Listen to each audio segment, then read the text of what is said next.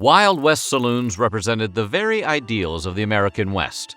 From small camps to established towns, they were a fixture of settlements across the frontier. While there was plenty of drinking and gambling, saloons also served as an important social gathering place. But contrary to their depiction in westerns, life at a saloon wasn't all rigged poker games and shootouts. Today, we're exploring what Wild West saloons were really like in the Old West. But before we get started, be sure to subscribe to the Weird History channel and let us know in the comments below what other Wild West topics you would like to hear about. All right, let's cozy up to the bar and order us a mule skinner. Life on the American frontier could be exciting, but it was also a bit lonely. After a day of farming, building railroads, or toiling in mines, young men needed a way to relax and unwind. Saloons offered refuge from the isolation and loneliness of the frontier. So they did what the rest of us do after a hard day of work. They went out for a drink. Saloons were more than merely bars. They were a social hub. People gathered to relax and drink with other settlers, locals, and travelers. Sometimes they'd talk business or play cards, but mostly they gathered to socialize. Single men would seek and often find companionship there after a day of back-breaking work.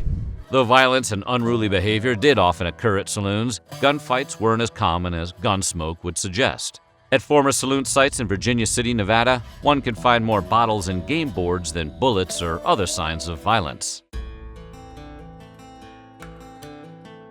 Now, if you were creating a frontier settlement, what kind of establishment would you build first? A saloon, of course. Saloons served several essential functions in the Wild West and were often the focal point of a camp or town. Need to trade some furs for food and supplies? Saloons had you covered. Looking for a place to sleep? Some saloons provided dining and lodging. Communities might even hold local elections or community gatherings in a saloon. Only in the Wild West could someone drink and vote in the same place at the same time. If a town didn't have a church, the saloon doubled as a makeshift chapel. Drinking and gambling would stop temporarily, as a preacher would give a sermon. That didn't mean it was always a peaceful experience, though. In August 1884, Reverend A.F. Heltman of Brighton, Colorado, held his first Presbyterian services in a saloon. According to a report from the time, several cowboys shouted and hurrahed outside, and a few sent revolver shots through the windows. The saloonkeeper reportedly quit the business shortly thereafter. Saloons were kind of like the social media of their day, a place to find work, get news, and engage in plenty of gossip. Saloons ultimately brought people from all walks of life together as they moved through towns during the expansion of the American West. Setting up a saloon was easy at first. For a small site, it only required tables, a tent, and some liquor. As towns thrived, saloons grew right along with them. Owners expanded their operations based on the success of the camp or town. It was easier for the saloons in railroad towns to survive by investing resources back into their establishments. Saloons in mining camps weren't so lucky. When the gold and silver stopped flowing, the liquor did too. As towns grew, saloons expanded. They grew larger, moved into permanent structures, and diversified their entertainment. Along with improved furnishings, the gambling options developed and created more incentive to spend more time at the bar. Some cities saw significant expansion of saloons over time. Fort Worth, Texas already had 60 saloons by the time the White Elephant Saloon opened in 1883. After its founding in 1858, Denver, Colorado had about 30 saloons. But by 1890, that number exploded to 478. That's a long pub crawl. While Hollywood's version of the Wild West is undoubtedly imaginative, it's often inaccurate. When they first started appearing in the West, saloons were basically just drinking tents. Even as they became more permanent structures, most saloons remained small and rustic. Some had wooden floors and fancy bars, but these weren't the norm. Location played a significant role in the type of decor patrons found in their local saloon. Since building materials came from whatever happened to be available nearby, saloons looked different depending on the location. A prairie saloon might resemble something from the set of Have Gun Will Travel or Maverick. Mountain saloons might look more like a classic hunting lodge, characterized by fine woodworking and animal heads on the walls. In San Francisco and Seattle, saloons had chandeliers and mirrors. It just depended on where a thirsty cowboy wanted to get a drink. But the ideal opportunity to visit a classic-style saloon was in Texas in the 1850s. Fort Worth's first and last chance saloon was just a small, dingy room with a bench and an unremarkable bar. How's that for a classic dive bar? 3 decades later, the White Elephant Saloon seriously upped the ante with a 2-story building, fresh seafood, and only the finest in cigars and liquor.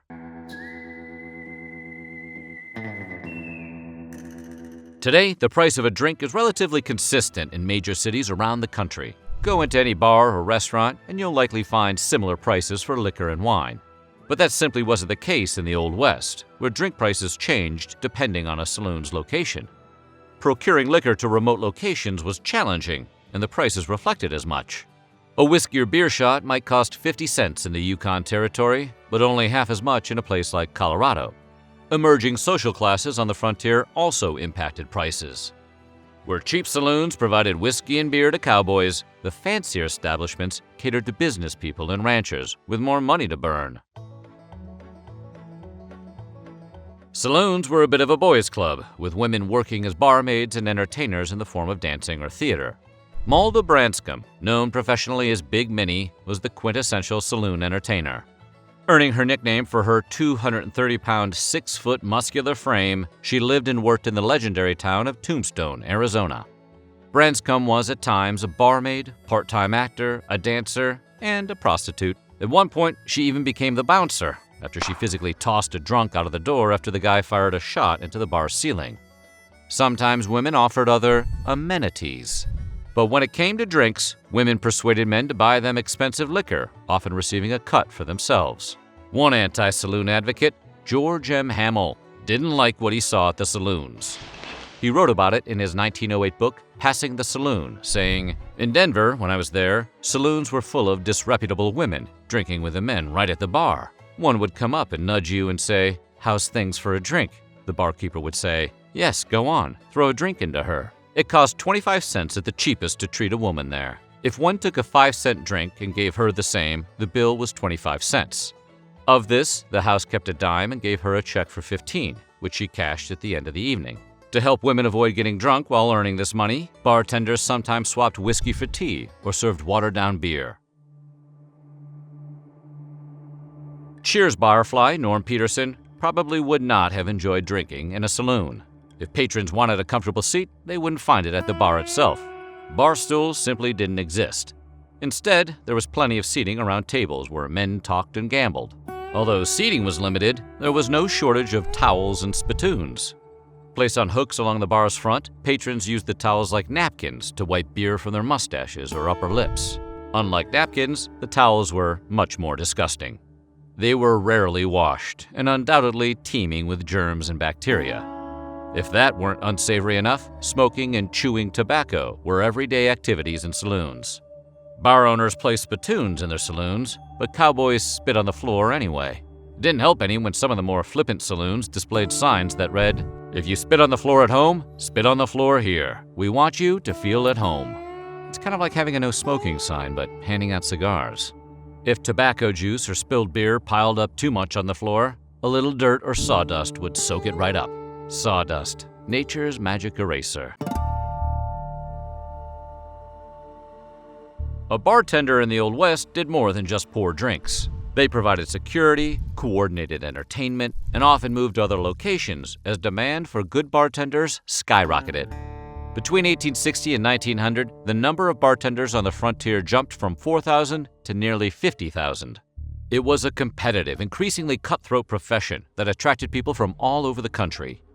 It became such a popular profession that bartender manuals started coming out around the 1860s. With the assistance of books like Bartender's Guide, How to Mix All Kinds of Plain and Fancy Drinks, bartenders improved their craft and took it to an art form. Saloon proprietors wrote a few books themselves, like Harry Johnson's 1888 masterwork, New and Improved Illustrated Bartender's Manual, or How to Mix Drinks of the Present Style. Readers of Johnson's book learned not just the craft of mixing drinks, but also how to be a persuasive booze salesman. I bet your college textbooks weren't that much fun. Expert bartenders were held in high regard, earning titles like professor or mixologist. Like Harry Johnson and Chicago's James Malone, some even had a set of custom-made silver bartending utensils. Mixologists took their bartending seriously. One famous recipient of the title was James Earp. The brother of Wyatt Earp, James sat out of the family business due to a bad limp and ended up in the saloon business. By the 1870s, he ran a saloon in Wichita, Kansas. When thirsty travelers stopped by for a drink, he'd serve them a fine beverage, then very likely sent them along to a nearby brothel run by his wife. Ah, that's a cute family business. Saloons were intended to be a place for men of different backgrounds to drink, gather, and play cards. One account from the time describes a typical night at a California gold rush saloon. The people composing the crowd were men of every class, respectable-looking men, rough miners fresh from the diggings, with well-filled buckskin purses, dirty old flannel shirts, and shapeless hats. Per the book Legendary Watering Holes, The Saloons That Made Texas Famous, saloons didn't always welcome any patron with money in their pockets. That image was perpetuated by Easterners, romanticizing the Old West. African Americans, Native Americans, Latino, Asians, or other immigrant patrons often faced prejudice in saloons. But as towns became cities, these groups built their own establishments. Saloons that exclusively served Irish immigrants, African Americans, and men of German heritage developed alongside each other, with each one catering to a specific group of drinkers. One of these was the Boston Saloon in Virginia City, Nevada. First opening its doors in 1864, the saloon was located outside the city center at first, but relocated to the town's bustling district by 1866. Operated by William Brown, the saloon was famous among African Americans until it closed in 1875. After it closed, a California publication called Pacific Appeal mourned the loss of the thriving establishment. But its story was far from over. In 1997, the city discovered remnants of the old saloon. A full excavation took place in 2000, uncovering evidence of a successful upscale establishment that served high-quality food and had regular female customers. While it may have been Brett and Bart Maverick's specialty, poker wasn't the only game in town. Faro, a game popularized in Europe during the 17th and 18th centuries, was considerably more popular. It was fast, easy to pick up, and had better odds than most other games of chance. What's not to love? Faro used a single deck of cards with players, called punters, and a dealer, named a banker. The dealer placed 13 cards on the table and took bets. Then he flipped over one card for himself and one card for the player. Bets on the same suit of a dealer's card were losers, while bets on players' cards earned some cash. Players could place multiple bets on different cards, and the inclusion of multiple players made it popular among gamblers of all stripes. Poker was still commonly played, joining three-card Monte and roulette tables in the more elaborate gambling facilities at some saloons. Gamblers often met with mixed success. The combination of drinking and betting usually parted saloon patrons from their funds. But it was all part of the experience, as one Montana cowboy explained. When I would get into a town, I wanted to have a good time. I usually took a few drinks and sometimes got into a game of poker and generally left town broke.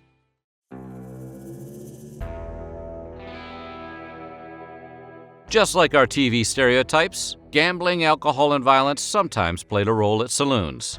Violence was usually caused by one or both of the other two.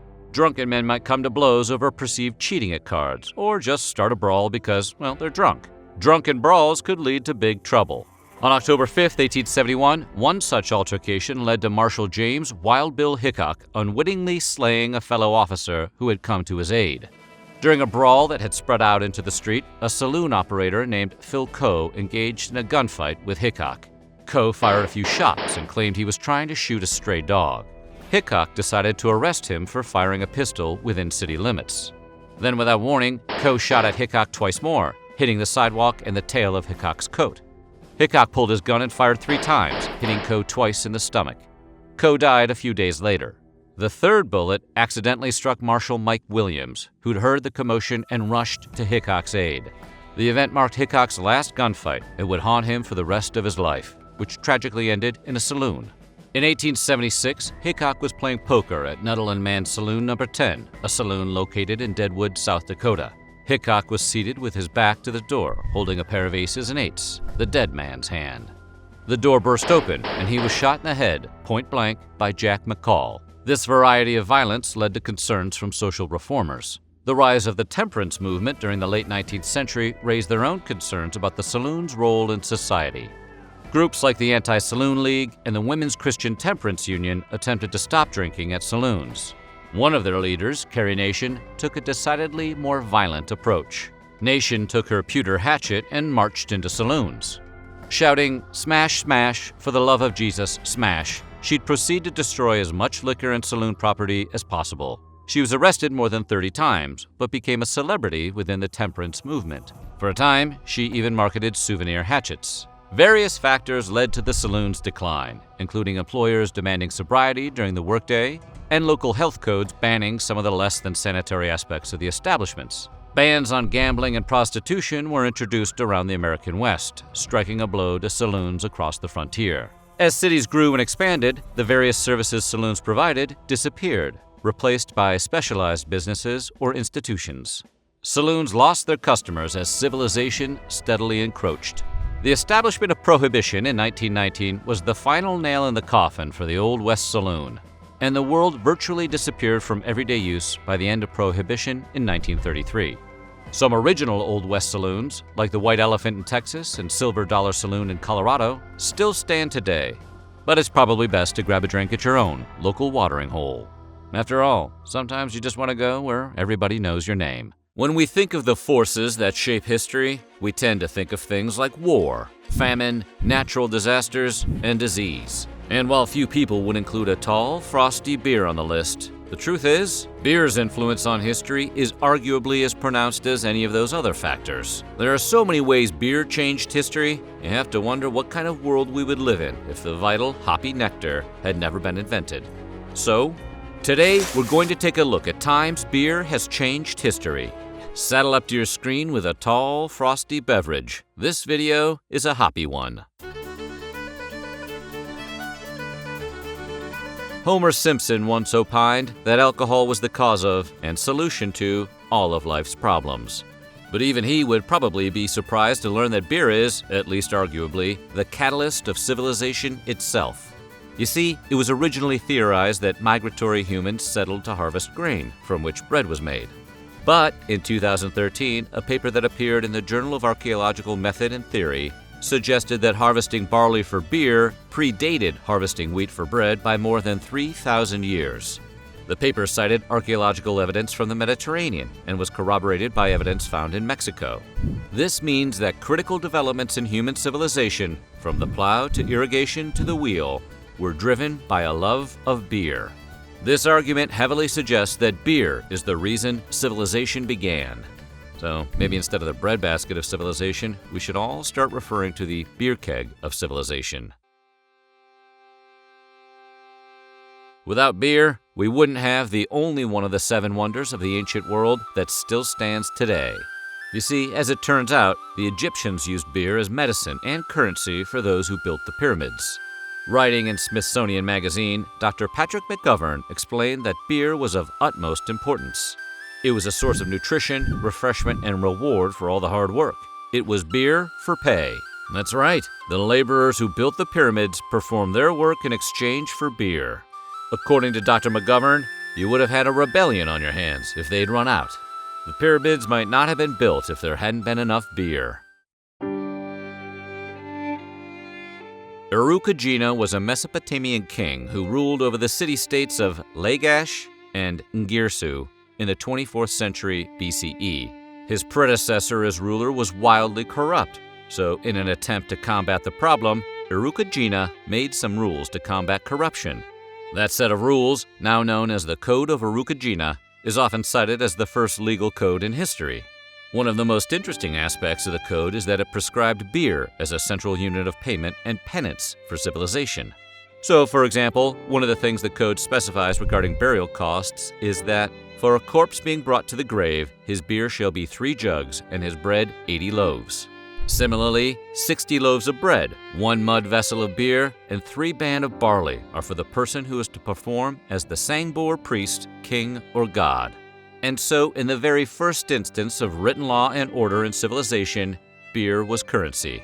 Sometimes the old ways are the best ways.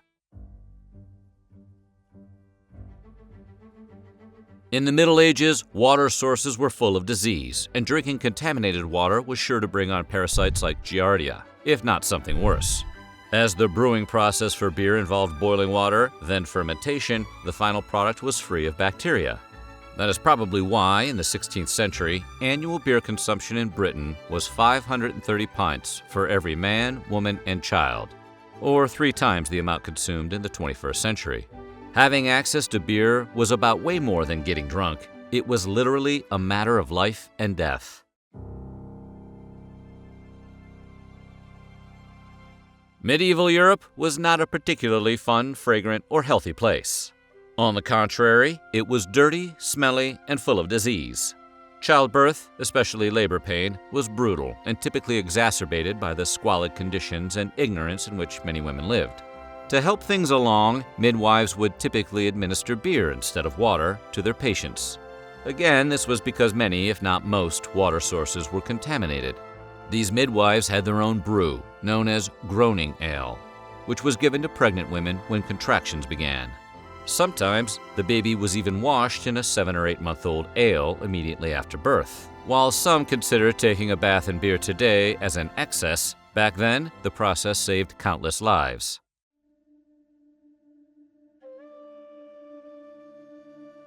The Wrocław Beer War was a Cold War waged in the Polish city of Wrocław, now Wrocław, beginning in 1380. The war started because both the city council and the church sought profit from beer sales.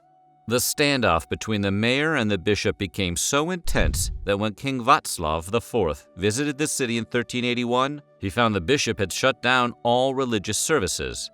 To express his unhappiness at the state of affairs, the king had his troops sack every religious site in the city. Intervention from the Pope himself was eventually required to get Wrocław back under control. In the wake of the beer war, the city council, worried about future threats to its dominion, created a restrictive oligarchy. This led, in 1418, to open revolt, during which 6 members of the council, including the mayor, were executed by an angry mob. The emperor returned the favor by lopping the craniums off of the 30 revolt leaders and boiling, tarring, and impaling their heads on spikes on the city walls. Very subtle.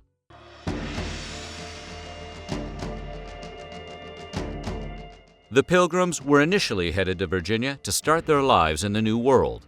That plan fell apart, however, because the Mayflower was running low on beer. The journey across the Atlantic had taken longer than expected, and Captain Jones, commander of the Mayflower, needed to get ships ashore as quickly as possible to have enough beer to make the return voyage to England. It's tempting to imagine the Mayflower didn't want to set sail without beer because it was a ship full of party animals. But in truth, beer was simply the main beverage for long sea voyages since it kept well, whereas water easily became brackish. So, it was because of beer that the Pilgrims landed at Plymouth Rock instead of pushing further down the coast. At Plymouth Rock, they fortunately happened upon Squanto, a Native American who had been to England and back, and therefore spoke English. Squanto helped the Pilgrims work the land and live alongside the natives. If the Pilgrims had traveled just a little bit further, they may have never met Squanto, who helped them through their first winter. So, we could also say that beer saved Thanksgiving.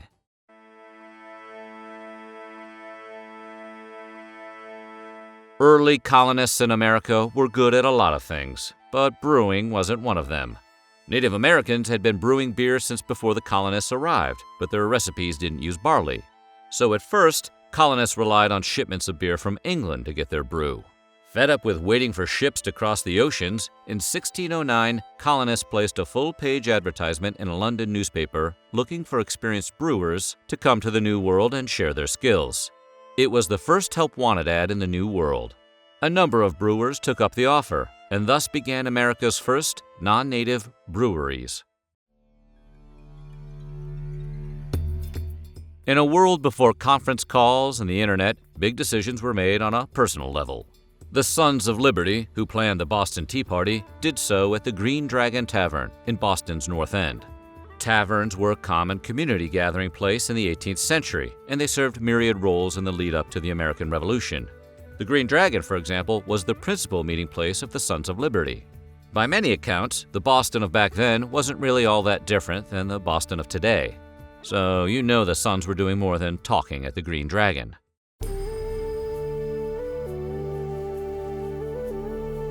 While a beer flood sounds like something frat brothers do to initiate pledges, it's not. It's actually something terrifying and deadly. The London beer flood occurred on October 17, 1814, in the London parish of St. Giles. It all started when a massive beer vat at the Mew & Company brewery ruptured, causing a domino effect, resulting in 388,000 gallons of beer spewing into the streets. The power of the surge collapsed 2 houses and crumbled the wall of a nearby pub. It also flooded a nearby house, hosting a wake. Tragically, 8 people died in the incident, almost all of them women and children. When Louis Pasteur discovered bacteria, he was conducting his experiments on beer. Pasteur was actually trying to understand why beer sometimes spoiled. When he came to the conclusion that bacteria was the culprit, a light bulb went off. Pasteur quickly theorized that if bacteria could make beer sick, it could make humans ill too. Prohibition in America led to some pretty nasty incidents in the 1920s. During the period, crime and the illegal distribution of alcohol completely took over Chicago. At the time, Al Capone was the most notorious and successful gangster in the city, earning a reported $60 million a year from the sale of illegal alcohol at one point. Despite Capone's success, however, he was far from being the only game in town. There were plenty of others trying to get in on the lucrative illegal beer market. In fact, at the time, the Irish-American gangster Frank McCurlane had a reputation for being every bit as nasty as Capone, and according to some, he was even more central to the slayings of the beer wars. The Illinois Crime Survey even called him the most brutal gunman who ever pulled a trigger in Chicago. Luckily for Chicago, Prohibition was repealed with the passage of the 21st Amendment on January 16, 1919.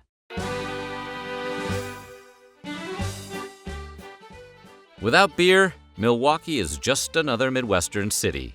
With beer, Milwaukee became one of the most dominant and important cities in America in the late 1800s, and stayed so through the 1950s. It was even the setting for the beloved nostalgia-soaked sitcom Happy Days.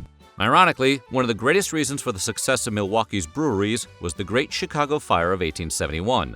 The fire decimated the Chicago brewing industry and provided Milwaukee with a huge market just a few hours down the road. Using already strong railroad links to move beer out of Chicago and around the country cemented Milwaukee as a leading economic player in America. Beer had so much influence on Milwaukee, they even called their Major League Baseball team the Brewers. Your high school history textbook probably spent more time talking about America's recovery from World War I during the 1920s than anything else. But life during the Roaring Twenties was about much more than that. Throughout the decade, the country's economy doubled. People had more free time, and it became known as an era of prosperity. Of course, all of that screeched to a halt when Wall Street crashed in 1929, leading to the Great Depression. Today, we're taking a break to look back at how people during the Roaring Twenties spent their free time. We're about to party like it's 1929. Woo!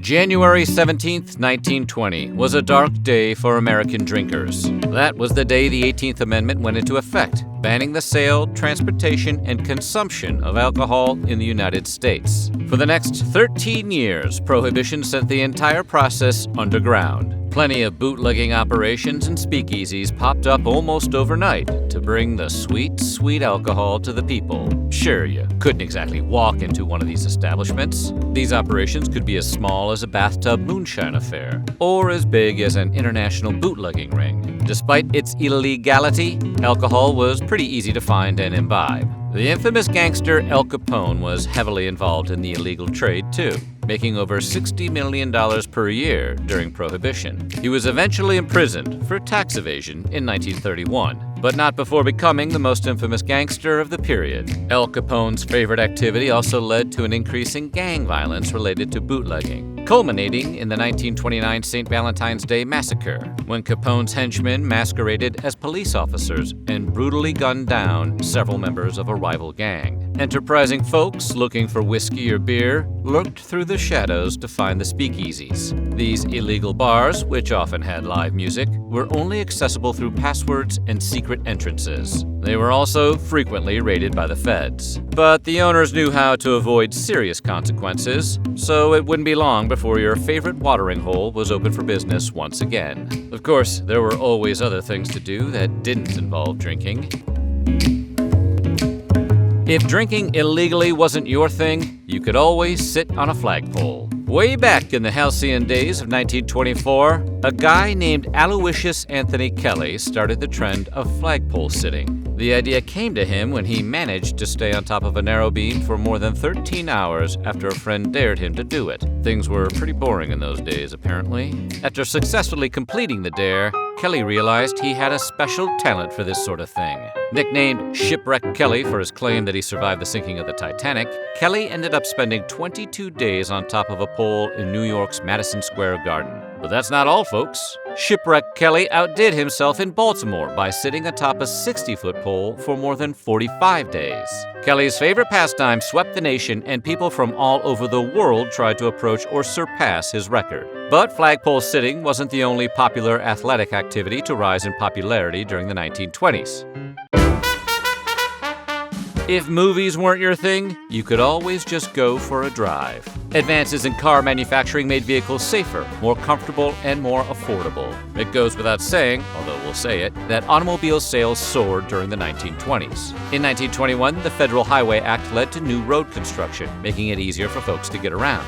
That's when leisurely driving became a popular pastime. From camping to cruising, going on a road trip and exploring the town became fashionable for millions. They weren't exactly getting fast and furious, but the automobile's popularity in the 1920s cleared the way for modern car culture to eventually become a reality at a later time. Seems like everyone takes time out of their Sunday afternoon to watch the game these days, but live sports didn't really come into style until the 1920s. Known as the golden era of sports, Americans found a delightful escape in sports like baseball and boxing. Baseball was the subject of controversy and scandal throughout the previous decade, but largely thanks to Babe Ruth, the game skyrocketed in popularity. Ushering in the era of the home run, Ruth led the league with 29 home runs in his first season as a hitter. But another sport also caught public imagination: boxing. Much like today, 1920s sports fans also enjoyed watching two people punch each other in the face. Boxing offered a glamorous, exciting spectacle for spectators and gamblers alike. And if you couldn't make it to a game, the radio or newspaper recaps had you covered. Speaking of the radio,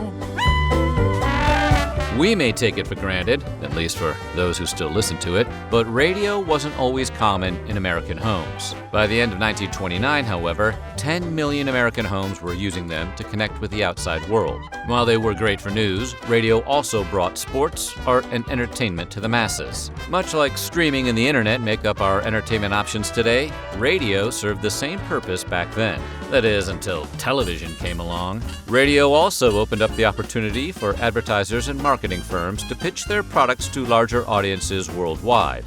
Some things never change. But radio wasn't the only popular entertainment source at the time. Everyone loves movies. In the 1920s, checking out the latest flick at the cinema was an event. Cinema became an exciting, captivating form of entertainment that would later become a cultural juggernaut in America. But in the 1920s, it was still a nascent art form and finding its way. The folks who attended those early films were among the first generation to become enamored with the silver screen.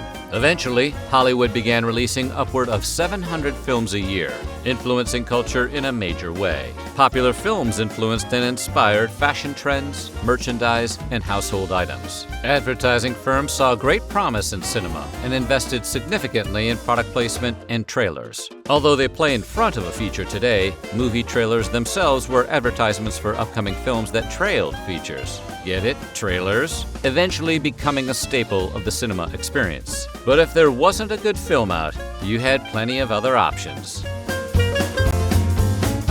Joining cinema and radio as popular pastimes in the 1920s was the idea of keeping up with the news. Reading Time magazine was a pretty big deal at the time. Thanks to the weekly publication of Time magazine, anyone could keep up with the news of the world. From its inaugural March 3, 1923 issue onward, Time was a hit. Time magazine founders Britton Haddon and Henry Luce desired to make an accessible, engaging publication to keep readers updated on current events. Better yet, Time was designed to only take about an hour to read. Loaded with first-hand accounts and strong narratives, the magazine kept a reader's attention and became a constant presence on the periodical rack for decades to come. The magazine sold well throughout the decades and still holds the status of being one of the most well-known and circulated periodicals today. Speaking of Time,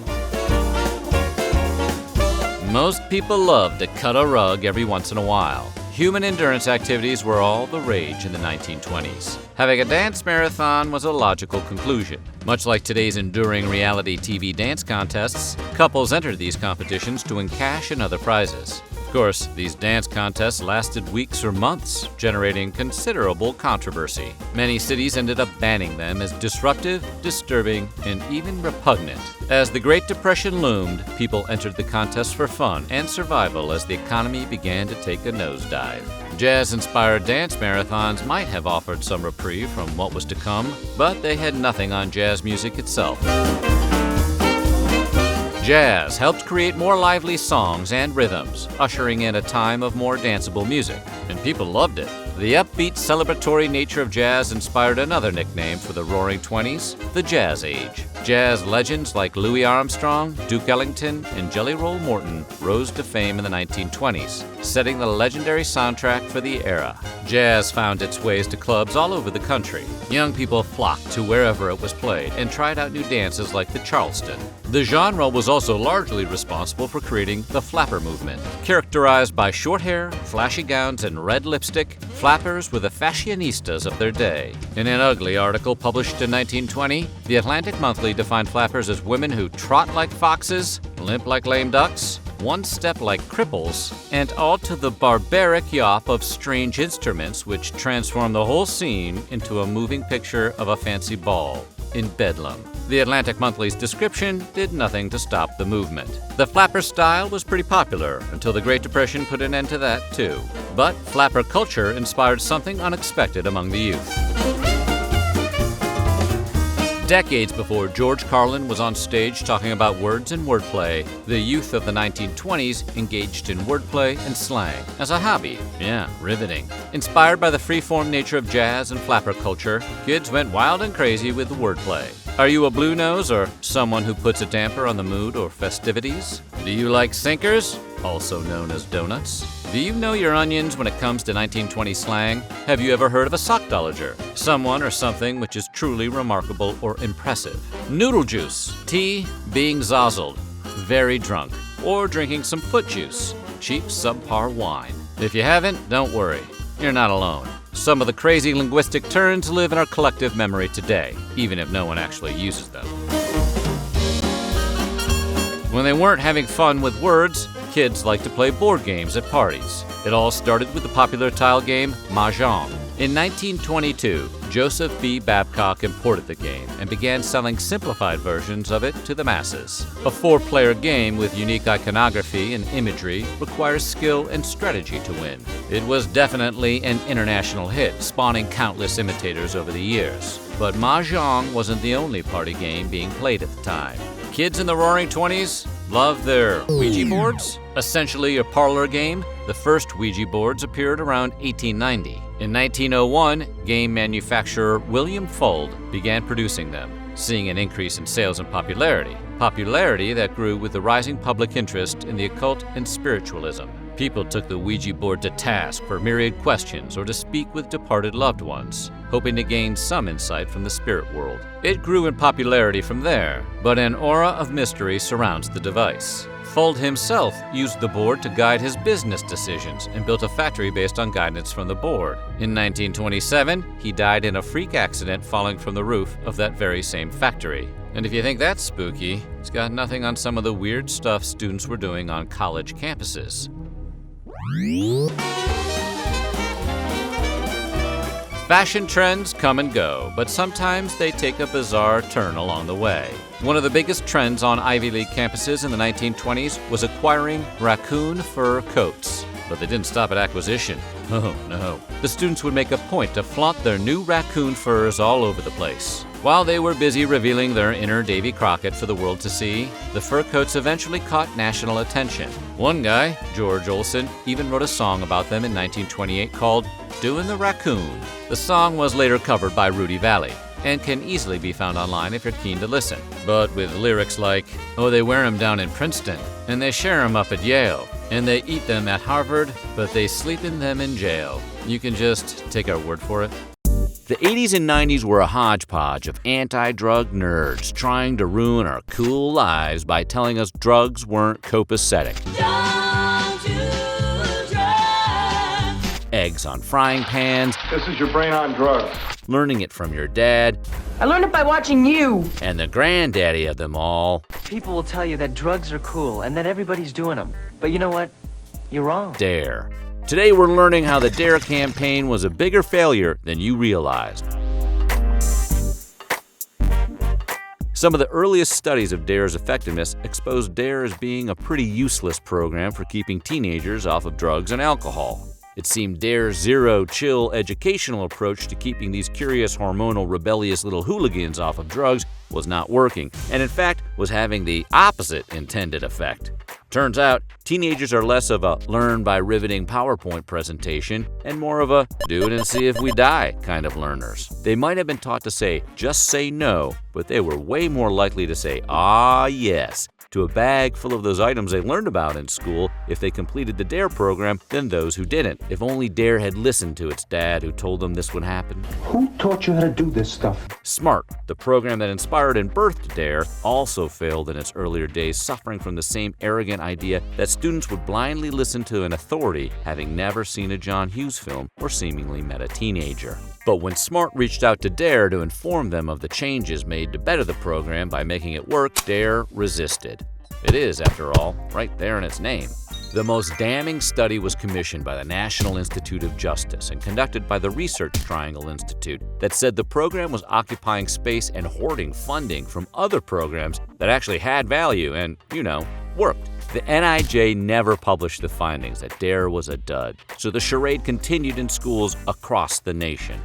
Meanwhile, our fragile youths were being corrupted by the temptation created by the very thing meant to keep them on the straight and narrow, the temptation of knowledge. As mentioned, D.A.R.E. was so bad at keeping teens drug-free, it accidentally turned them into little Jim Morrisons thanks to a fun social psychology phenomenon known as the boomerang effect. Basically, by telling somebody they shouldn't do something because they might die, it makes the person morbidly curious to test that theory. Cheating death? Sounds fun. Couple that with teenagers' very loose grasp on how fragile life is, and well, you're gonna tempt dumb kids to do some experimenting. D.A.R.E. might have been saying doing lines of cocaine can cause your heart to stop beating, but all those rebellious teens heard was, that'll show, Dad. Who taught you how to do this stuff? They did have a lion mascot named Darren, and pretty sure SMART didn't, so, they knew what kids liked.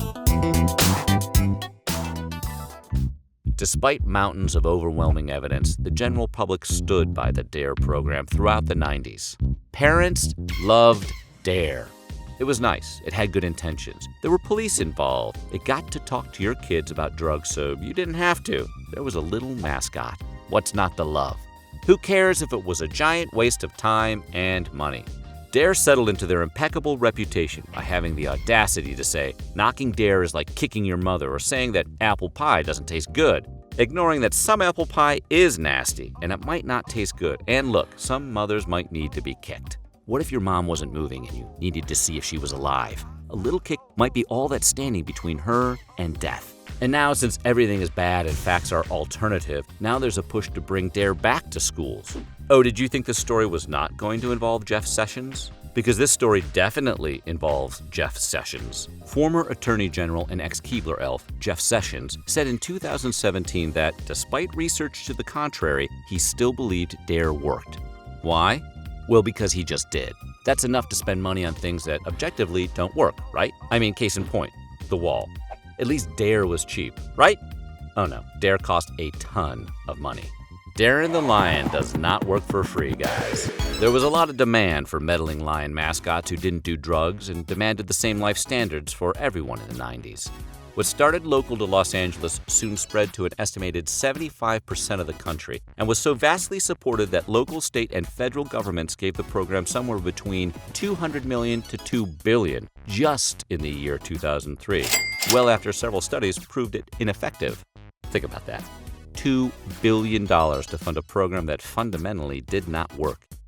Only after several years' worth of research that could no longer be ignored and a detailed financial audit did the government stop hemorrhaging money into the program. The idea behind the original D.A.R.E. curriculum was simple. Tell kids about the devastating consequences of cigarettes, alcohol, and illegal drugs, and they'll be less likely to use them. Foolproof, right? In theory, it should work. In practice, it did not.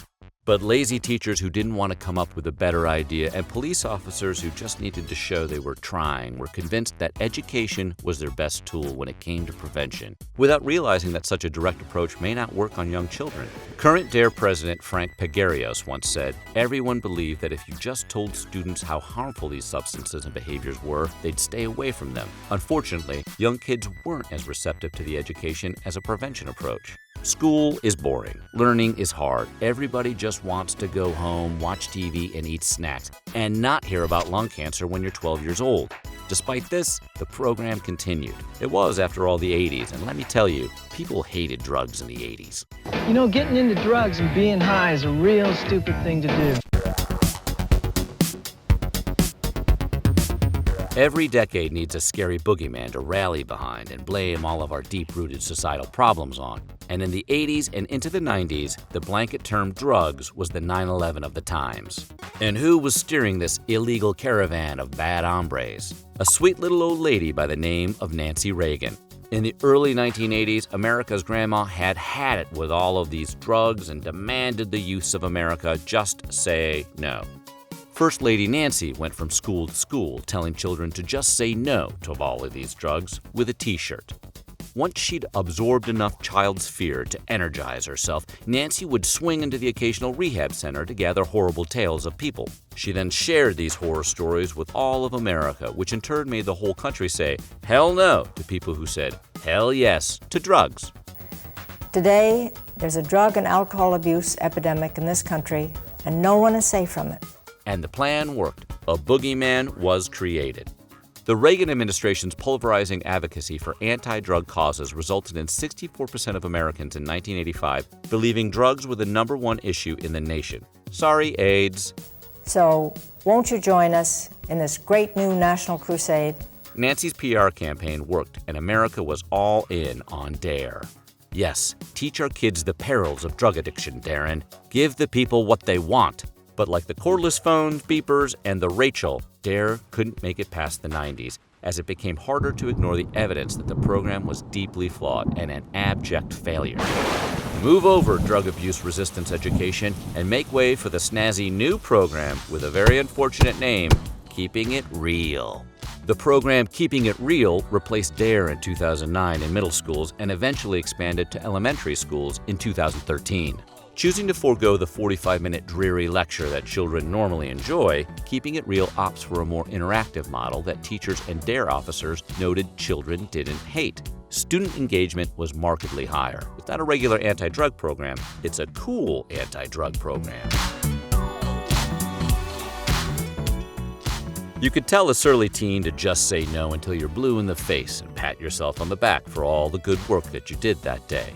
But in the real-life scenario that this same teen is offered a fistful of bud, the odds are pretty high they panic and say, "Okay, sure," and just take some of that devil's cabbage. Keeping It Real arms teens with more tools in their belt by approaching potential drug solicitations in more realistic terms. The core of the program is in the acronym: refuse, explain, avoid, and leave. Real proposes at first offering an explanation for why they don't want to do something. Or, if possible, attempt to avoid the issue. I see Billy is offering meth to my classmates. I think I'll take a different route home and maybe avoid Billy for the day. And finally, if that doesn't work, they can leave. Oh right, I don't have to do meth. I have a body autonomy and I can just leave and go somewhere where there is no meth. The great thing about this program is it's applicable to so many other scenarios in these young kids' lives. The goal of Keeping It Real is to help kids get out of any situation that makes them uncomfortable, almost as if teenage drug use is a symptom of being a complicated, growing, changing person trying to fit into a society of insecure, relentlessly cruel teenagers and not the cause of all their problems. And you know the best thing about Keeping It Real? It actually works.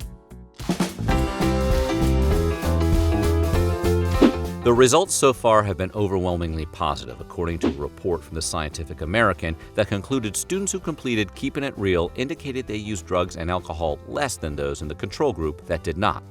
The report claims the skills and ideas taught by Keeping It Real are more likely to stick with students and reduce substance abuse at a rate that was 72% higher than the control group.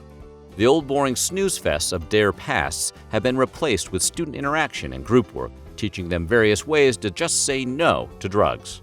According to Sergeant Christine Rapp of Indiana, a D.A.R.E officer for 16 years, the interaction and group work are awesome because we learn by doing much more than by hearing. When they learn the ways to say no to friends, they absolutely love getting up in front of the class and acting those out. The world doesn't need any more drug addicts or alcoholics. Don't do drugs. But what they definitely do need are more improv troops. The 18th Amendment was intended to help America sober up, but as we all now know, it didn't really go that way. Instead, smuggling alcohol during Prohibition became a massive industry, and at the heart of that industry were the bootleggers. So, today we're going to take a look at what it was like to be a Prohibition bootlegger. Okay, buckle up. We've got a long way to go and a short time to get there. In 1917, the United States Congress voted to approve a constitutional amendment banning the manufacture, sale, or transportation of intoxicating beverages. It would be ratified by the states in 1919, and by 1920, Prohibition was the law of the land, to the disappointment of animated sitcom dads everywhere. The 18th Amendment was the crowning achievement of the temperance movement, which traced its roots back to the 19th century. Supporters of the movement blamed a lot of society's ills on the consumption of alcohol and generally thought people would be healthier and happier without it. The reality of Prohibition, however, turned out to be very different. Crime rates soared, gang violence intensified, and alcohol was still widely available. And it was mostly because of bootleggers. The federal law that carried out the intent of the 18th Amendment was known as the Volstead Act, which permitted alcohol like whiskey and brandy if prescribed by a physician for medicinal purposes. Unsurprisingly, many Americans quickly became very health conscious, and doctors made $40 million writing prescriptions for alcohol. That's about $500 million in today's dollars, which is a lot of hooch. But if you couldn't convince your doctor to write you a prescription, you had to rely on the bootleggers. Bootleggers obviously couldn't sell their product door to door, so they needed a secret place where drinkers could come to them. That place was the speakeasy. Speakeasies, also known as blind tigers or blind pigs, because if you're going to break the law, you might as well have fun with it, were illegal establishments typically owned or controlled by a criminal syndicate. Speakeasies started out as little more than a place to sit and drink. As Prohibition dragged on, however, many expanded to include entertainment, and despite frequent raids by the police, the businesses were profitable and popular. In 1925, one New York bootlegger even alleged that a specific cross street in Midtown Manhattan contained 32 speakeasies. If one was shut down, the clientele would just start going to the next place. So they were secret, but they weren't that secret. Speakeasies also had an appreciable effect on American culture, being among the first businesses where people of all races would mix and mingle. These drinking establishments, looking to pad their profits, were also generally welcoming of women, which was still something of a novelty at the time. And of course, they left their mark on drinking culture. The quality of the booze available at the speakeasies often wasn't too great, so cocktails that emphasized the taste of raw liquor fell out of fashion. Instead, mixed drinks that masked the liquor's flavor became all the rage. Now you know who to blame for Jaeger bombs. Being a bootlegger took a lot more than just making alcohol. For one, you had to be a bit of a con man. Bootlegging often required selling booze that was watered down from higher quality products, but that didn't mean you'd want to charge less for it.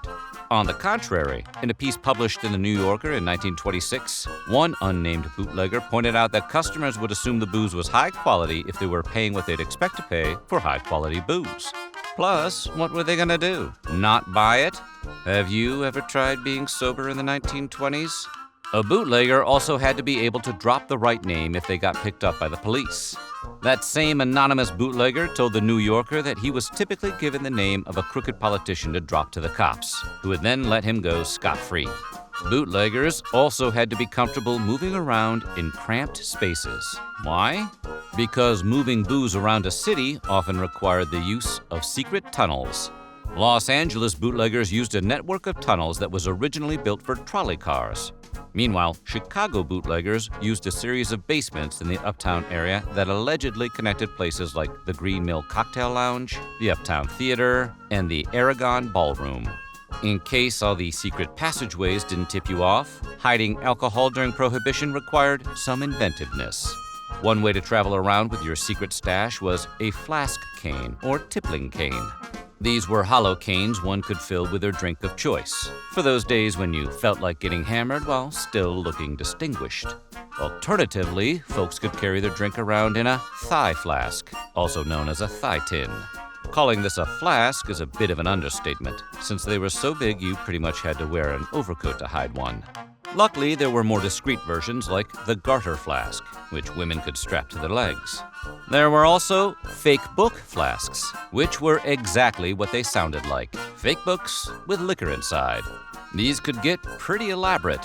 For example, one fake book concealing 4 flasks came with a clever title, Spring Poems, The 4 Swallows. Only slightly more subtle than The Hardy Boys in the Case of the Hidden Booze. Of course, people needed ways to hide larger quantities as well. For example, it is estimated that up to 75% of alcohol consumed in the U.S. during the Prohibition era came from bootlegging operations between Windsor, Canada, and Detroit, Michigan. So how did they move all that booze across the Detroit River? Easy.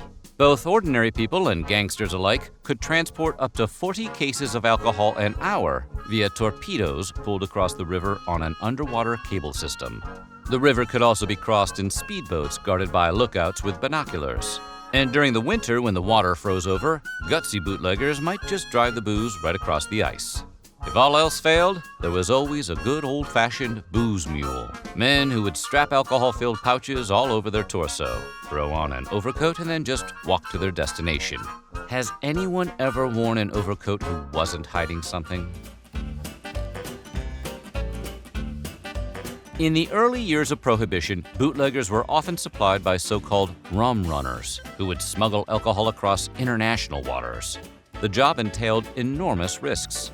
Because most rum running took place under cover of darkness and in fog, it wasn't unusual for ships to sink with all hands on deck. Gun battles with the Coast Guard were also common. This made it increasingly difficult to get larger boats to the coast, so the rum runners began keeping their vessels just outside U.S. territorial limits. This line, 3 miles out to sea, became known as Rum Row. Smugglers would wait at Rum Row, then rendezvous with lighter, more agile crafts called contact boats, which would bring the rum ashore. Successful rum runners could make upwards of $100,000 a year, which was a whole lot of money in the 20s. Heck, it's a whole lot of money now. But you'd probably want to think twice before making a career change. In addition to all the dangers, most rum runners worked for some of the most vicious organized crime syndicates in the world. As anyone who's ever seen The Untouchables or Boardwalk Empire knows, no one benefited from Prohibition more than organized crime. Gangsters who previously made their livings running gambling and prostitution rings quickly switched over to bootlegging once they realized how much greater the profits were. Organizations like the Mafia flourished at an unprecedented scale, and the corruption of public officials became commonplace. Unlike today, when it's less commonplace? The most notorious gangster of the era was Al Capone, who made a fortune selling bootleg liquor in Chicago. Gangsters like Capone used violence to secure their power, and in the first 4 years of Prohibition alone, over 200 gangland slayings were recorded in Chicago. Capone, however, wasn't the only terrifying, legitimate businessman of the Prohibition era. Notorious gangsters like Dutch Schultz, Charles Lucky Luciano, Dean O'Banion, Arnold the Brain Rothstein, Enoch Lewis Nucky Johnson, and Benjamin Bugsy Siegel were all involved in bootlegging to some degree. As good as it was for organized crime, Prohibition was terrible for the legitimate manufacturing industry. Records show that in 1873, the U.S. had approximately 4,000 breweries. As temperance picked up steam by 1910, there were closer to 1,500. From 1920 to 1933, of course, there were none. Yet some of those companies did manage to survive. Wisconsin's Pabst Brewing Company struck the word brewing from its name and started producing a cheese spread called Pabstet. No word on whether the spread also won a blue ribbon. Yuengling switched to near beer with 3 offerings: the Yuengling Special, Yuengling Portor, and Yuengling Juvo. They also started making ice cream, which maybe tastes like beer. Anheuser-Busch also tried out the ice cream business and experimented with soft drinks and non-alcoholic malt beverages. And a few distilleries, like Jim Beam, managed to scrape by thanks to the medicinal alcohol exception to the dry laws. Believe it or not, the National Association for Stock Car Auto Racing, or NASCAR, traces its roots back to outlaw moonshiners trying to keep one step ahead of the fuzz. The practice of moonshining actually dates back to the 18th century, but Prohibition kicked it into high gear. Both demand and supply skyrocketed, and the moonshiners needed a safe, effective, and low-key way to move all that alcohol around. The answer became cars that appeared to be stock on the outside, but on the inside were anything but. These cars were outfitted with high-powered engines so they could outrun the law, heavy-duty shocks and springs to protect their cargo, and usually had their back seats removed for additional storage space, or for some rad subwoofers. When Prohibition ended, many of the moonshine runners still had their souped-up stock cars. Organized races became common, and in December of 1947, a mechanic named Big Bill France decided to take it to the next level. He met with various car owners, drivers, and mechanics to establish a set of standardized racing rules. The result of their agreement was NASCAR, and beer commercials have never been the same. In 1933, after what was undoubtedly a very long 13 years, the United States Congress decided to repeal Prohibition. The 21st Amendment, which repealed the 18th Amendment, was submitted to the states for ratification in February. Legend has it that soon after, then-President Franklin D. Roosevelt opined to an aide that it was surely a good time for a beer. Imagine a world without booze. Think about it. There'd be no Animal House. Thanks. I needed that. There'd be no most interesting man in the world. Stay thirsty, my friends. Jimmy Buffett would have nothing to sing about. And what would we drink at a ball game? But how did we get from bland colonial ale to today's hoppy IPAs and hipster cocktails? Today, we're going to find out what kind of booze people drank throughout history.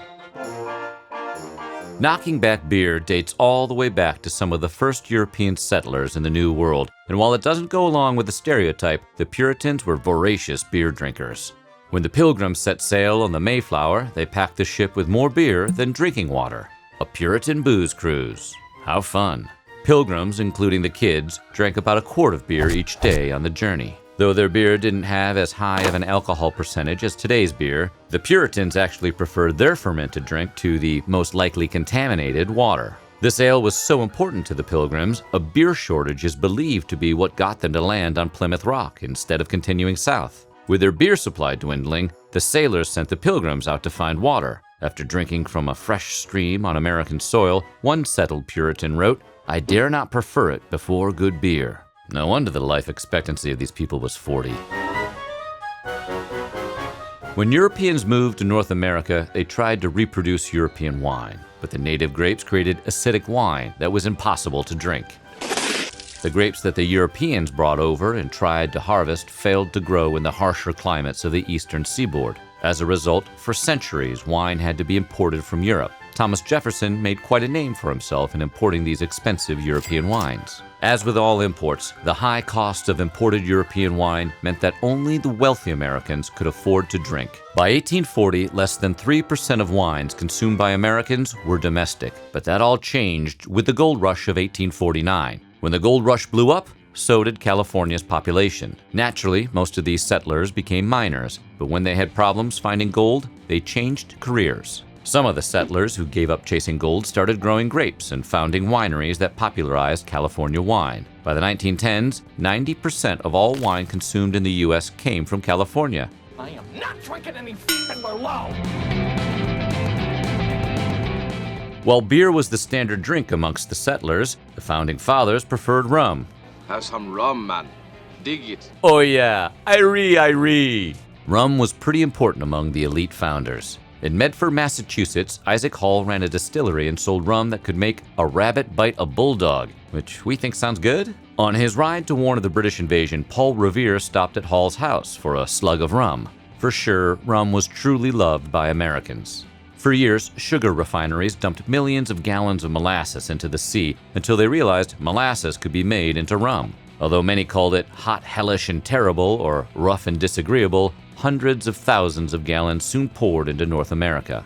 By the time of the American Revolution, each citizen downed an annual average of 4 gallons of rum.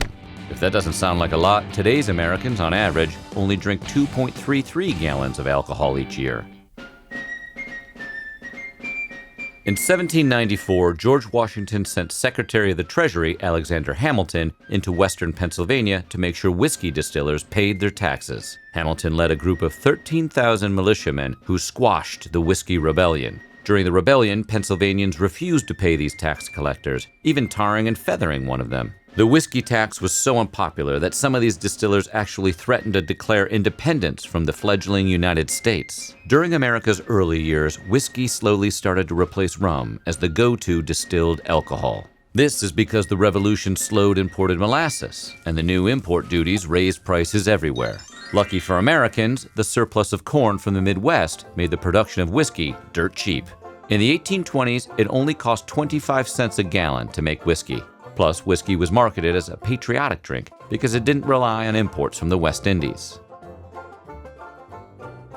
Whenever you see a movie set in the Old West, the saloon bartenders always served up generic beer or whiskey. Barkeep, 2 whiskeys. But certain saloons had bigger selections. Old West saloons actually served up powerful alcoholic drinks to Sierra Nevada's saloons called tarantula juice, a ghastly concoction of gin mixed with diluted strychnine. The name tarantula alluded to more than the drink's bite, which caused muscle spasms. Here's how it was made. Bartenders would take Carson Valley gin, which was a wood grain alcohol made from turpentine, oil of vitriol, rosin, and essence of laurel, and mix it with diluted strychnine, prussic acid, and tobacco oil. Because strychnine is an alkaloid, tarantula juice probably produced an effect similar to Hell's Angels meth, with a 1976 San Bernardino vintage. The erratic bursts of energy coupled with heavy alcohol consumption almost always resulted in violence.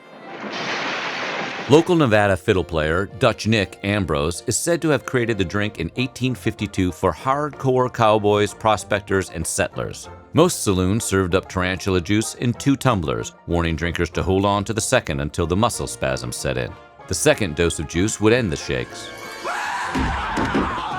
Fun times. The late 19th century has been called the golden age of cocktails. New mixed drinks like the martini and the Manhattan were first invented by bartenders, and Americans across the country grew to love and appreciate the art of creating exotic cocktails. Well, exotic for the time. Take the daiquiri, for instance. Invented by Jennings Cox in the 1890s, the recipe included Bacardi rum, lemon juice, and sugar. The cocktail became so popular, it soon became the drink of choice for Ernest Hemingway and John F. Kennedy.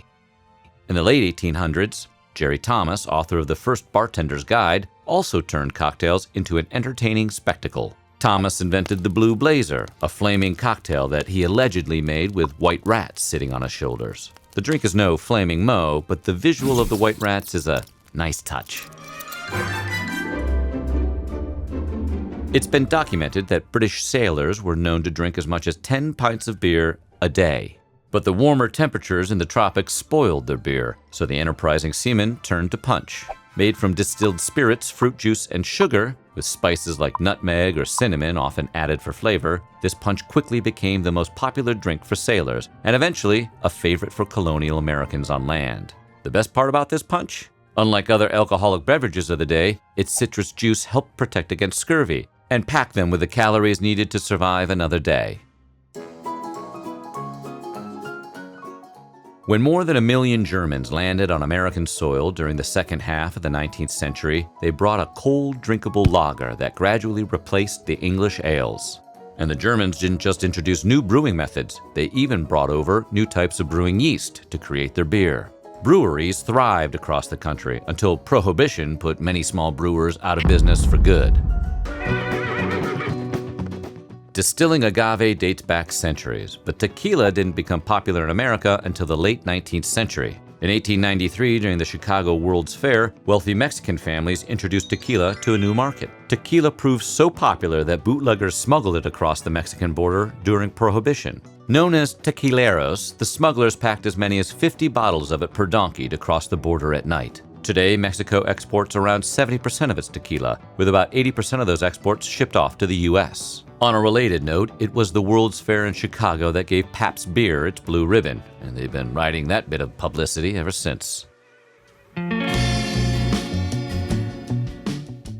Prohibition went into effect on January 17, 1920, but Americans kept drinking anyway because, it's America. People simply turned to underground speakeasies and bootleg liquor to get their buzz. Of course, not everyone had access to underground bars, so moonshine became a part of American drinking culture for generations. Though the Prohibition Bureau seized unlawful stills, that didn't stop moonshiners. Homemade alcohol, also known as hooch, was made up of horrific ingredients like rat corpses and rotten meat, meant to imitate the flavor of barrel-aged alcohol. To get it down the gullet, Americans mixed their hooch with anything that might take the edge off. One of the more popular hooch-based drinks was called the bee's knees, which included gin and honey. The Mary Pickford, invented in the 1920s, blended hooch with rum and red grapefruit juice, which doesn't sound that bad until you remember the dead rats. Have you ever had good cider? Chilled in a frosted mug, it's pretty great. American colonists loved it too. It was one of their most popular drinks. It was so popular in Massachusetts, the majority of its citizens older than 15 drank an average of 34 gallons of cider and beer a year. John Adams even declared cider a health beverage, starting each morning with a full tankard of hard cider. Adams must have known something. He lived until 91, a testimony to cider's mighty power. Many also claim cider prevented fever, laryngitis, rheumatism, and colic. Unfortunately, cider's glory days ended at Prohibition. During the drinking ban, teetotalers burned apple orchards to the ground to ensure their fruit wouldn't become cider. It took decades for hard cider to recover, particularly because some cider apples went extinct. On March 22, 1933, President Roosevelt signed the Cullen-Harrison Act into law, legalizing beer with an alcohol content of 3.2% and wine of a similarly low alcohol content. It wasn't the kind of hardcore moonshine that Americans had gotten used to during Prohibition, but it was a good start in regards to the U.S. government treating Americans like adults again. In 1920, the United States passed Prohibition and banned the sale of alcoholic beverages. While the supply of liquor was shut down, demand still existed and organized crime stepped in to fill the void. The age of the bootlegger had begun. Alphonse Gabriel Al Capone was 25 years old when he became the boss of the Chicago Rackets, one of the 20th century's most infamous cultural figures. By the time he was done, Capone's name would become practically synonymous with organized crime itself. Today, we're going to recount the things you didn't know about Al Capone.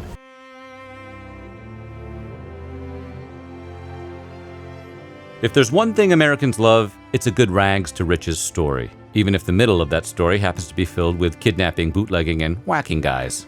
Along those lines, Al Capone started from near the bottom of society. He was born in Brooklyn, New York in 1899. His parents were Italian-American immigrants, and the family lived in a rundown tenement near the naval yards. As such, the area was always rife with sailors and soldiers searching for booze and prostitutes. However, Capone's roots weren't quite what you would have imagined. His father, originally from Naples, was cosmopolitan and highly educated. The family was considered professional and respectable. Indeed, for the early years of life, Al himself had no trouble walking the straight and narrow path. It wasn't until his teen years that his dangerous side began to emerge. He slowly began to transform into a delinquent at the age of 14, and at the age of 14 is reported to have hit a female teacher in his school. That Donnybrook got him expelled. At the time, New York City was awash with street gangs like the Hudson Dusters and the Gopher Gang. Wow, gangster names used to be so cool. Capone joined up with the city's infamous 5 Points Gang. He excelled at his work and eventually found his way into organized crime via an association with Johnny Torrio, a powerful boss who, like Capone's father, hailed from Naples.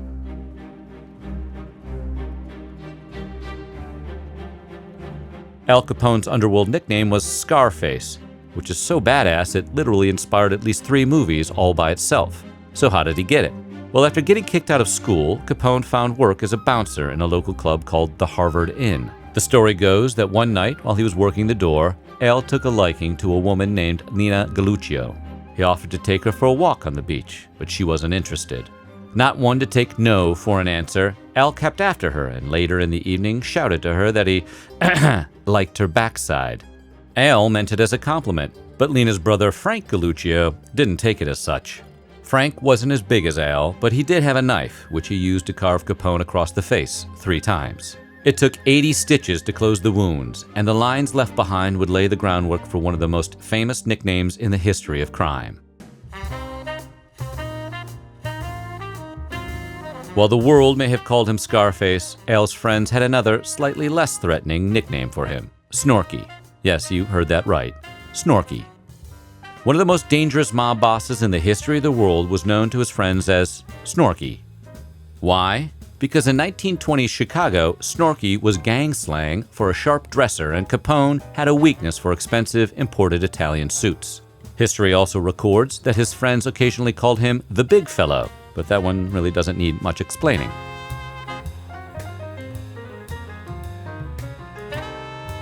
Al Capone liked nice things. Besides his fondness for custom-made suits, when Capone started making bank, he spent a great deal of it on his clothes. In fact, Capone was known to shell out in the neighborhood of $500 for his outfits. That might not seem like a lot, but converted from 1920-era prices, that's the modern-day equivalent of almost $7,000. Of course, if you're spending that much on your outfit, you probably wouldn't want to see it get all ripped up with bullet holes and stained with gangster juice. Neither did Al. So to protect his suits, and presumably also his life, he had a 1928 Cadillac V8 town sedan reinforced with armor plating. The car was loaded with 3,000 pounds of steel plates and bulletproof glass windows, essentially making it the equivalent of a tank. And in a twist that would make James Bond jealous, the car had a few other cool extras, including holes cut in the rear and sides of the car so that he and his henchmen could shoot back at attackers without having to come out from behind the armor. Capone was the OG Pimp My Ride.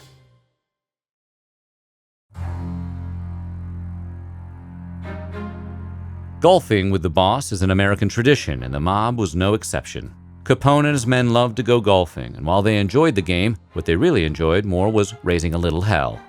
The Capone gang was reported to have drank heavily on the course and bet ridiculous amounts of money on almost anything. They were also known to keep guns in their golf bags, because when you were with a gangster in the 1920s Chicago, a shootout could break out at almost any time, anywhere. On one outing in September of 1928, Capone hit the links with fellow mobster Fred the Killer Burke, Jake Greasy Thumb Guzik, and Machine Gun Jack McGurn. Capone went searching through his bag for a particular club and accidentally grabbed his revolver. It fired a shot, and Capone was rushed to St. Margaret's Hospital. He was registered under the assumed name Al Geary to keep a low profile, and presumably because he didn't want anyone to know how clumsy he was.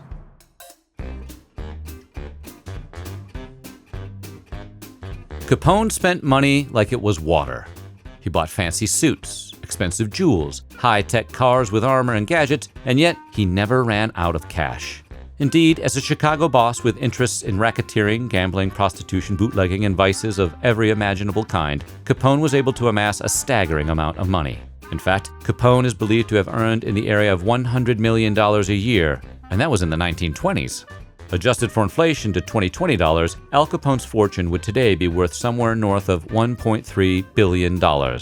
Yes, that's billion with a B, making Al something like the Jeff Bezos of crime.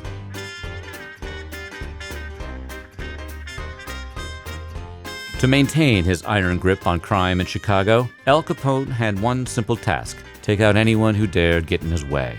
It didn't matter if you were a customer or a competitor. If you messed with the big fellow, you weren't long for this world. Of course, when you whack that many people, it's bound to raise a few questions. Al had that covered, though. To keep his men out of jail and safe from prosecution, Capone put unprecedented numbers of police officers, politicians, lawyers, and judges on his payroll. He spent millions each year on bribes to keep the establishment on his side and out of his way.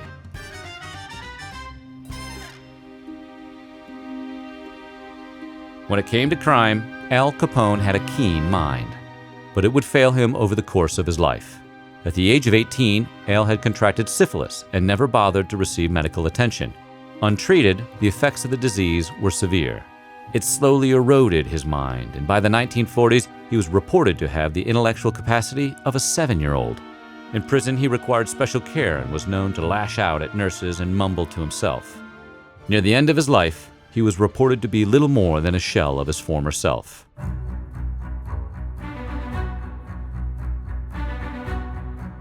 It sounds like a story from a Hollywood movie.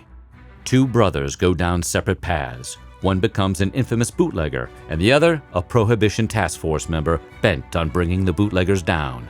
Yet, this was the reality of the Capone family. Born 7 years prior to his famous brother, James Vincenzo Capone went off to fight in World War I and lost contact with his family. When he came back from the front, he moved to the Midwestern United States and pulled a Don Draper, changing his name to Richard Hart. Richard Hart became marshal of a town called Homer, Nebraska, where he led numerous raids against bootleggers. Marshal Hart was the type of man who preferred subterfuge to direct action, where Treasury agents like Elliot Ness would take on the gangsters by kicking in the front door with guns ablazing. Hart preferred to wear disguises and catch the bad guys in the act.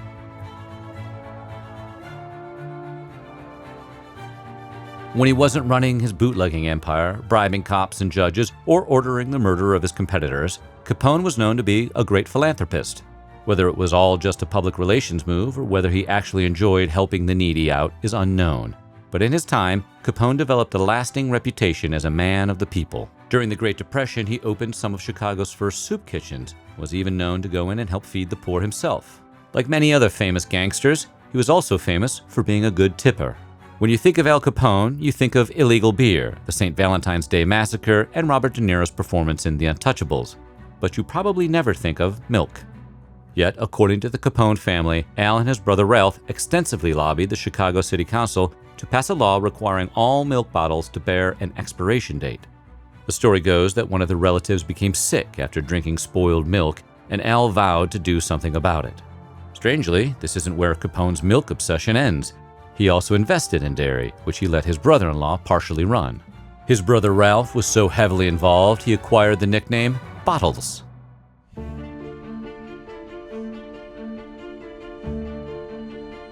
Being vicious and brutal was par for the course as a criminal in 1920s Chicago, but what made Capone different from his competitors was that he loved the spotlight. Gangsters of the time typically avoided publicity, but Capone enjoyed wearing flashy suits and jewels and publicly flaunting the highly illegal activities he engaged in. Capone was so obsessed with his public image that he even hired his own press agent when he was on trial for federal crimes. Interestingly, that press agent was the writer Damon Runyon, whose stories would go on to form the basis of the Broadway musical Guys and Dolls. Despite being loved by the public and having half the city officials on his payroll, Capone was eventually caught. In 1931, he was convicted of tax evasion and sent to serve time at a federal prison in Atlanta. However, the prison couldn't control him. Capone bribed guards and managed to maintain his influence even from behind bars. Not to be outdone, the government transferred Capone to Alcatraz in 1934. The Rock was famous for its strict security, and Capone's reputation didn't help him there. The guards were indifferent to him, and his fellow inmates didn't fear him. One even stabbed him with a pair of barber shears. It was here that the long-term effects of his syphilis began to emerge. In 1939, his mind mostly gone, Capone was transferred to Terminal Island Prison in California. He served out the rest of his sentence and was granted parole later that year. The rest of his life was spent battling the disease, which he finally succumbed to in 1947. Which of these facts about Al Capone surprised you the most? Let us know in your favorite gangster voice in the comments below, and while you're at it, check out some of these other videos from our Weird History.